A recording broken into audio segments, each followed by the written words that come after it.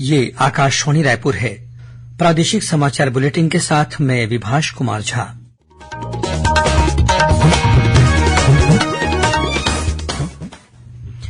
और अब पेश है आज के मुख्य समाचार। प्रदेश में आगामी खरीफ मौसम से शुरू की जाएगी कृषक उन्नति योजना, राज्य मंत्रिमंडल ने लिया फैसला। उद्योग मंत्री लखनलाल देवांगन ने जमीन लेने के बाद भी औद्योगिक इकाई स्थापित नहीं करने वाले उद्योगपतियों को 3 दिनों के भीतर नोटिस जारी करने के दिए निर्देश। राज्य के नगरीय प्रशासन तथा विकास विभाग ने 3 नगरीय निकायों में अध्यक्ष के विरुद्ध अविश्वास प्रस्ताव पारित होने के बाद कार्यवाहक अध्यक्षों की नियुक्ति की। और कल महाशिवरात्रि के अवसर पर तीसरे पुण्य पर्व स्नान के साथ संपन्न होगा राजिम कुंभकल्प मेला।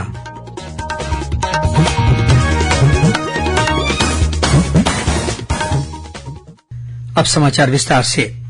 राज्य सरकार ने आगामी खरीफ मौसम से कृषक उन्नति योजना लागू करने का निर्णय लिया है।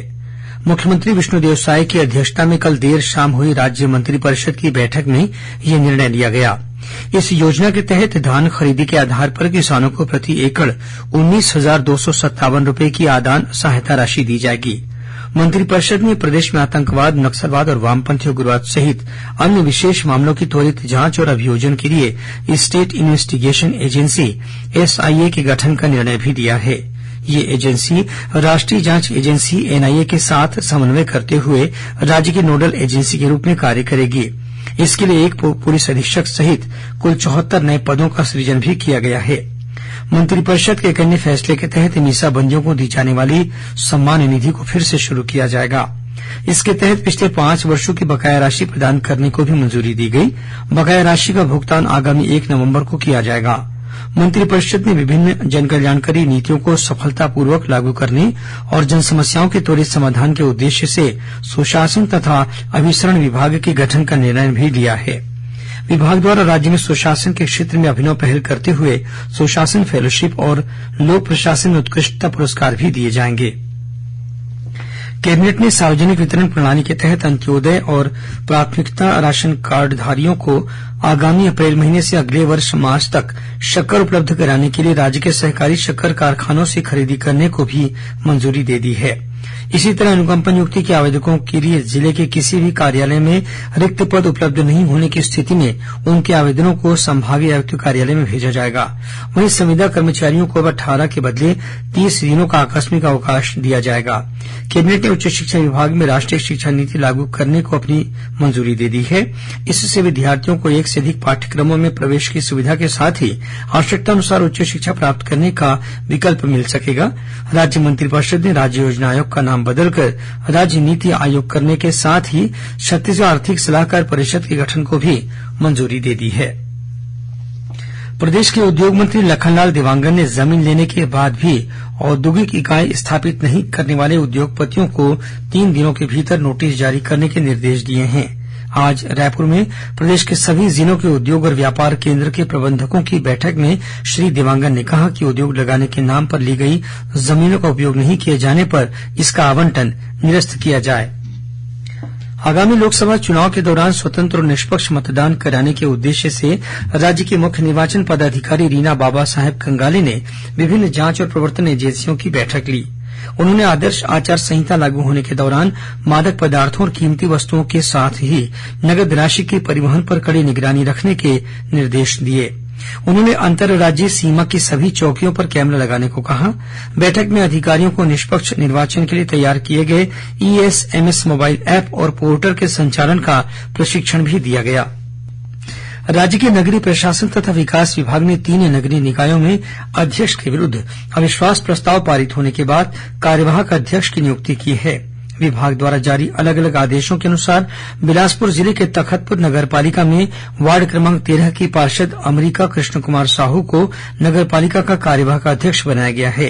इसी तरह बेमेतरा जिले के मारो नगर पंचायत में वार्ड क्रमांक 15 के पार्षद धनलाल देशलहरे को कार्यवाहक अध्यक्ष की जिम्मेदारी दी गई है। वहीं मुंगेली जिले के सरगांव नगर पंचायत में वार्ड क्रमांक 5 के पार्षद परमानंद साहू को कार्यवाहक अध्यक्ष नियुक्त किया गया है। राज्यपाल विश्वभूषण हरिचंदन आज रायपुर के छत्तीसगढ़ महाविद्यालय में छत्तीसगढ़ मानवाधिकार आयोग के सहयोग से अंतर्राष्ट्रीय महिला दिवस के उपलक्ष्य में आयोजित कार्यक्रम में शामिल हुए। इस मौके पर उन्होंने कहा कि राष्ट्र निर्माण में महिलाओं की महत्वपूर्ण भूमिका रही है। उन्होंने कहा कि भारत को दुनिया की 5वीं सबसे बड़ी अर्थव्यवस्था बनाने में महिलाओं का विशेष योगदान रहा है। कार्यक्रम में राज्यपाल ने भारत में लैंगिक न्याय प्रदान करने वाले संवैधानिक प्रावधानों की जानकारी भी दी। उन्होंने केंद्र सरकार द्वारा महिलाओं की सुरक्षा और सशक्तिकरण के लिए शुरू किए गए मिशन शक्ति कार्यक्रम की विशेष रूप से चर्चा की। इस अवसर पर आयोजित विभिन्न स्पर्धाओं के विजेताओं को राज्यपाल ने पुरस्कार भी वितरित किए। प्रदेश में महतारी वंदन योजना को सुचारू रूप से लागू करने के लिए राजधानी स्थित विभाग के मुख्यालय के साथ ही सभी जिलों में नियंत्रण कक्ष बनाकर हेल्पलाइन नंबर जारी किए गए हैं, ताकि किसी भी महिला हितग्राही को आवेदन से संबंधित कोई समस्या हो तो उसका फोन पर ही निराकरण किया जा सके। प्रादेशिक समाचार आप आकाशवाणी रायपुर से सुन रहे हैं। समाचार आगे भी जारी रहेगा, लेकिन पहले सुनिए यह संदेश। बचपन से अब तक मेरी माटी ने दुलारा, आज मुझको है मेरे देश ने पुकारा। आज चल पड़े हैं हम सबके कदम, बदलने भाग्य देश का निकल पड़े हैं हम। आज चल पड़े हैं हम सबके कदम, बदलने भाग्य देश का निकल पड़े हैं हम।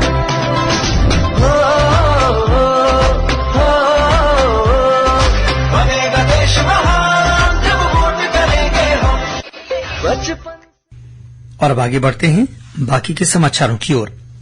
छत्तीसगढ़ में जलवायु परिवर्तन की निगरानी के लिए एक उच्च स्तरीय समिति बनाई गई है। कल राजधानी रायपुर में संपन्न हुए छत्तीसगढ़ क्लाइमेट चेंज कॉन्क्लेव के दौरान यह घोषणा की गई। सम्मेलन में मुख्यमंत्री विष्णुदेव साय ने कहा कि प्रदेश के जंगलों में अनेक प्रकार के औषधीय पौधे पाए जाते हैं। इनके संरक्षण के लिए वन क्षेत्र में रहने वाली विशेष पिछड़ी जनजाति के जानकारों के सुझावों पर अमल किया जाएगा। गौरतलब है कि जलवायु परिवर्तन सम्मेलन में प्रदेश के विभिन्न वन क्षेत्रों में रहने वाली विशेष पिछड़ी जनजातियों के प्रतिनिधियों और वैधराजों को भी आमंत्रित किया गया था।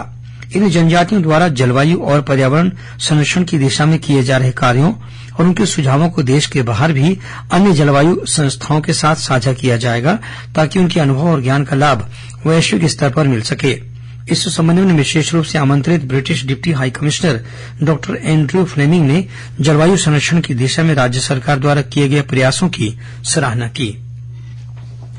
बीजापुर जिले के जांगला निवासी कैलाश नाग की कल माओवादियों ने गोली मारकर हत्या कर दी। वे उस समय कोंटा मेटा इलाके में तालाब निर्माण का कार्य करवा रहे थे। इस दौरान माओवादियों ने तालाब निर्माण में लगे वाहन को भी आग के हवाले कर दिया। पुलिस द्वारा घटना की जांच की जा रही है। कल महाशिवरात्रि के अवसर पर तीसरे पुण्य पर्व स्नान के साथ राजिम कुंभ कल्प मेले का समापन होगा। इस अवसर पर राज्यपाल विश्वभूषण हरिचंदन मुख्य अतिथि होंगे। प्रदेश के उप मुख्यमंत्री विजय शर्मा कार्यक्रम की अध्यक्षता करेंगे। वहीं राज्य सरकार के कुछ अन्य मंत्री भी विशिष्ट अतिथि के रूप में कार्यक्रम में शामिल होंगे। 24 फरवरी से शुरू हुए इस मेले के दौरान संत समागम सहित 2 पुण्य पर्व स्नान हो चुके हैं। कल मेले के समापन से पहले देश भर से पहुंचे साधु संत और विभिन्न अखाड़ों के नागा साधुओं की उपस्थिति में शाही स्नान के लिए शोभा यात्रा निकाली जाएगी। यह शोभा यात्रा सुबह 6:30 बजे संत समागम परिसर से शुरू होकर नवापारा और राजिम शहर के मुख्य मार्गों से गुजरने के पश्चात मेला क्षेत्र में बनाए गए शाही कुंड पहुंचेगी, जहां साधु संत पुण्य स्नान करेंगे। मेले के अंतिम दिन मुख्य मंच पर विभिन्न लोक सांस्कृतिक कार्यक्रमों के साथ ही रामायण पर आधारित लाइट एंड साउंड शो का आयोजन भी किया जाएगा। महाशिवरात्रि के मौके पर राज्यपाल और मुख्यमंत्री ने प्रदेशवासियों को बधाई और शुभकामनाएं दी हैं। छत्तीसगढ़ और मध्यप्रदेश के एनसीसी कैडेटों के लिए एट होम कार्यक्रम का आयोजन किया गया। राजभवन में आयोजित इस कार्यक्रम में राज्यपाल विश्वभूषण हरिचंदन ने एनसीसी कैडेटों का आह्वान किया कि वे देश हित में समर्पण के साथ कार्य करें। इस कार्यक्रम में प्रदेश के उन एनसीसी कैडेटों ने भी भाग लिया जिन्हें पिछले दिनों नई दिल्ली के गणतंत्र दिवस परेड में शामिल होने का अवसर मिला था। इन कैडेटों को देश में 6ठा स्थान प्राप्त करने पर राज्यपाल ने बधाई और शुभकामनाएं दी। उन्होंने सांस्कृतिक प्रस्तुति देने वाले कैडेटों को पुरस्कृत भी किया। इस मौके पर प्रदेश के एनसीसी प्रभारी ब्रिगेडियर विक्रम सिंह चौहान ने बताया कि इस समय राज्य में 23,000 से अधिक युवा एनसीसी से जुड़े हुए हैं। आकाशवाणी केन्द्र रायपुर के प्रादेशिक समाचार एकांश द्वारा भारत विकास डायरी कार्यक्रम के तहत आज रायपुर संसदीय क्षेत्र के बारे में जानकारी दी जाएगी। आज इस कड़ी का प्रसारण रात 8 बजे से किया जाएगा। इसे छत्तीसगढ़ स्थित आकाशवाणी के सभी केन्द्र एक साथ प्रसारित करेंगे। इस कार्यक्रम को मीडियम वेव और FM दोनों चैनलों पर सुना जा सकता है। और कुछ खबरें संक्षेप में। कल अंतर्राष्ट्रीय महिला दिवस है। इस अवसर पर राज्यपाल विश्वभूषण हरिचंदन ने सभी महिलाओं सहित प्रदेशवासियों को बधाई और शुभकामनाएं दी हैं।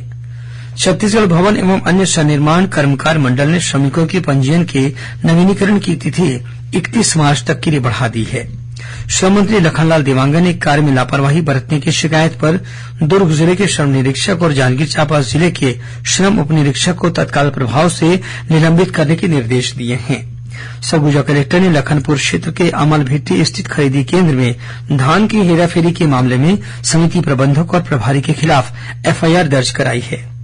बीजापुर जिले की चिंताकुंट स्थित आवासीय विद्यालय के पोटा केबिन में कल देर रात आगजनी की घटना में एक बालिका की मौत हो गई। वहीं 300 से ज्यादा छात्राओं को सुरक्षित बाहर निकाल लिया गया। पुलिस द्वारा घटना की जांच की जा रही है। और जांजगीर चांपा जिला पुलिस ने शिवरीनारायण मेले से करीब 1000 डरावने मुखौटे जब्त किए हैं। पुलिस ने मुखौटे पहनकर अपराध करने वालों को रोकने के उद्देश्य से यह कार्रवाई की है। अंत में मुख्य समाचार एक बार फिर। प्रदेश में आगामी खरीफ मौसम से शुरू की जाएगी कृषक उन्नति योजना, राज्य मंत्रिमंडल ने लिया फैसला। उद्योग मंत्री लखनलाल देवांगन ने जमीन लेने के बाद भी औद्योगिक इकाई स्थापित नहीं करने वाले उद्योगपतियों को 3 दिनों के भीतर नोटिस जारी करने के दिए निर्देश। राज्य के नगरीय प्रशासन तथा विकास विभाग ने 3 नगरीय निकायों में अध्यक्ष के विरुद्ध अविश्वास प्रस्ताव पारित होने के बाद कार्यवाहक अध्यक्षों की नियुक्ति की। और कल महाशिवरात्रि के अवसर पर तीसरे पुण्य पर्व स्नान के साथ संपन्न होगा राजिम कुंभ कल्प मेला। इसी के साथ प्रादेशिक समाचार बुलेटिन समाप्त हुआ। नमस्कार।